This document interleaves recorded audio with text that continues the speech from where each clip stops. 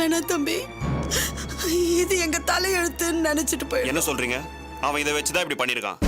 மிரட்டினா எங்க போவாங்க, வெளியே போனா மான மரியாதைலாம் போயிடும், ஒன்னும் பண்ண மாட்டாங்கிற தைரியத்துல இப்படி பண்ணிருக்கான். இவன் இல்ல, இவனவே கையாளாக்காதெல்லாம் இப்படிதான் பண்ணுவானுங்க. இது எப்படியே விடக்கூடாது, வாங்க கிளம்பலாம். இல்ல தம்பி, இவ சொல்றது உண்மைதான் சார். போலீஸ் ஸ்டேஷனுக்கு போனா இந்த பிரச்சனை தீர்ந்துருமா தம்பி? தீராது. அவனுக்கு இன்னும் வன்மம் அதிகமாயிடும். அதுக்கு மேல போலீஸ் ஸ்டேஷன்ல நீதி கிடைக்குதோ இல்லையோ, மானம் மரியாதை போயிடும். இதுவரைக்கும் யாரு முன்னாடியே தலை குனியாத என் மக ஸ்டேஷன்ல எல்லாரும் முன்னாடியே தலை குனிஞ்சு நிப்பா.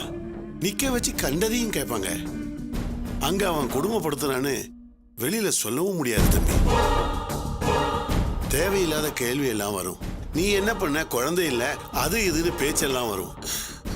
ஆம்பளை மேல தப்பு இருந்தா கண்டுக்காத இந்த சமுதாயம் பொம்பளை மேல தப்பே இல்லைனாலும் தப்புன்னு தான் சொல்லும்.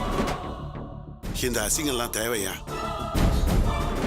என்ன, என் மக வீட்டுக்குள்ளேயே முடங்கி கிடக்குறாளே, வெளியில போனா கொஞ்சம் நிம்மதியா இருப்பான்னு நினைச்சேன். இப்ப அதுக்கும் வழி இல்லாம போயிடுச்சு.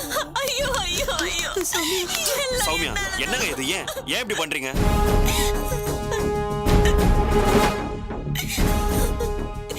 எல்லாம் என்னாலதான் வந்தது. அப்பா அம்மா பேச்ச மீறாம இருந்திருந்தா எனக்கு இந்த கதி வந்திருக்குமா? இப்ப என் வாழ்க்கையும் போச்சு, என் அப்பாவையும் அடிச்சு. அட கடவுளே, ஏன் ஒருத்தியால இவ்வளவு பிரச்சனையா? ஆமா, இப்ப அழுது என்னடி பிரயோஜனம்? அன்னைக்கு நாங்க தலையா அடிச்சு சொன்னோம், நீ கேட்கவே இல்ல. அவனை உத்தமன்னு சொன்ன, அந்த உத்தமன் தான் இப்ப நம்மள தேடி தேடி வேட்டையாடுறான். விடுமா, அவளே நொந்து போயிருக்கா. தம்பி, எங்களுக்கு ஏதாவது ஒண்ணு ஆனா கூட பரவாயில்ல. ஆனா சௌமியாவை நினைச்சாதான் சார். இவ எங்களுக்கு ஒரே பொண்ணு. காசு பணத்துக்கு எந்த குறைச்சலும் இல்லை. இவ சந்தோஷமா மகாராணி மாதிரி சுதந்திரமா இருக்கணும்னு தான் ஆசைப்பட்டோம். அப்படித்தான் வளர்த்த. ஆனா இப்போ இந்த தெருவை கூட தாண்டி போக முடியாது. தெரு தாண்டதா?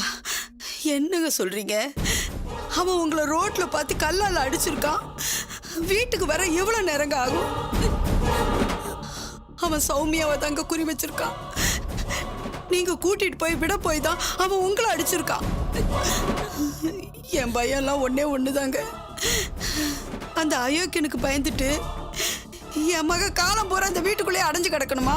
அம்மா, நான் பண்ண பாவத்துக்கெல்லாம் எனக்கு தண்டனை வேணுமா? நல்லா வேணும். நீ சொன்ன மாதிரியே நானே என் தலையில மண்ணை மாறி போட்டுக்கிட்டேன். சௌமியா, இப்படி மாறி மாறி ஒருத்தர் குத்த சொன்னா ஒன்னும் ஆக போறது இல்ல. நீங்க ஒன்னும் கவலைப்படாதீங்க. நீங்க பயந்து ஒன்னா உங்களை துரத்துதான் நினைப்பான். நீங்க அவனுக்காக பயந்து வீட்டுக்குள்ளே உட்காந்துட்டு இருக்க முடியாது. நீங்க வழக்கப்படி ஆபீஸ்க்கு போகணும். இனிமேல் நானே உங்களை பிக்கப் பண்றேன், டிராப் பண்றேன். அப்புறம் என்ன நடக்குதுன்னு பாப்போம்.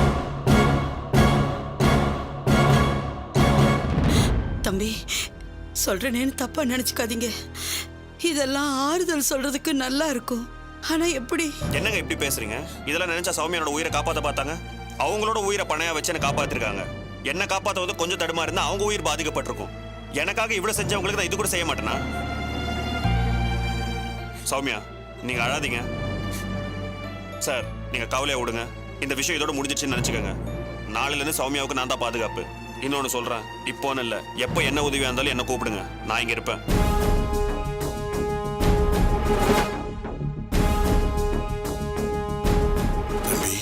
கவலைப்படாதீங்க சார். அந்த ராஸ்கலுக்காக ஒரு குடும்பமே கவலைப்படுறது நல்லா இல்ல. நீங்க கவலையை விடுங்க. நாளைக்கு நானும் சௌமியாவும் போகும்போது அவன் மட்டும் வரட்டும், அப்புறம் அவனுக்கு இருக்கு. சௌமியா, நீங்க நீ எதை பத்தி கவலைப்பட வேண்டாம். நீங்க காலைல ரெடியா இருங்க, நான் வந்து உங்களை பிக்கப் பண்ணிக்கிறேன். சார், இப்போ சொல்றேன் சார், இனிமேல் உங்களுக்கு என்ன உதவியா இருந்தாலும் என்ன கூப்பிடுங்க, நான் வரேன் சார்.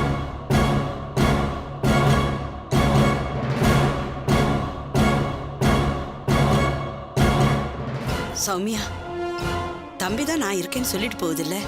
இனிமேலாவது நல்ல காலம் வரட்டும். போமா, போய் ரெஸ்ட் எடு. போ. எல்லாம் என்னாலதாம்மா. விடுமா, பாத்துக்கலாம். நீ போய் ரெஸ்ட் எடுப்போ. போமா.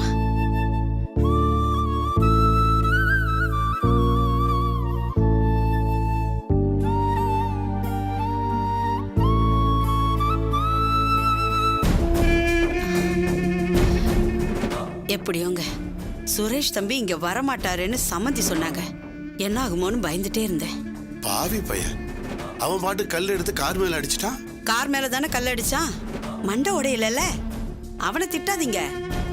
பாவி பயலா இருந்தாலும் அவனால தான் இன்னைக்கு சுரேஷ் தம்பி வீட்டுக்கு வந்திருக்காரு.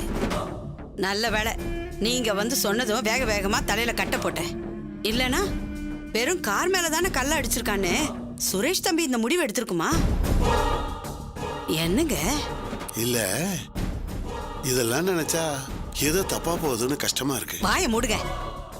இப்பதான் எல்லாம் சரியா போய்கிட்டு இருக்கு. நீங்க வேற. இத பாருங்க, கண்டதையும் நினைச்சு நீங்க பாட்டுக்கு சௌமியா கிட்ட ஏதாவது உளறி வைக்காதீங்க. அவ சந்தோஷமா காலம் முழுக்க நல்லபடியா வாழணும்னா அது அந்த சுரேஷ் கையில தான் இருக்கு. பாத்துக்கோங்க.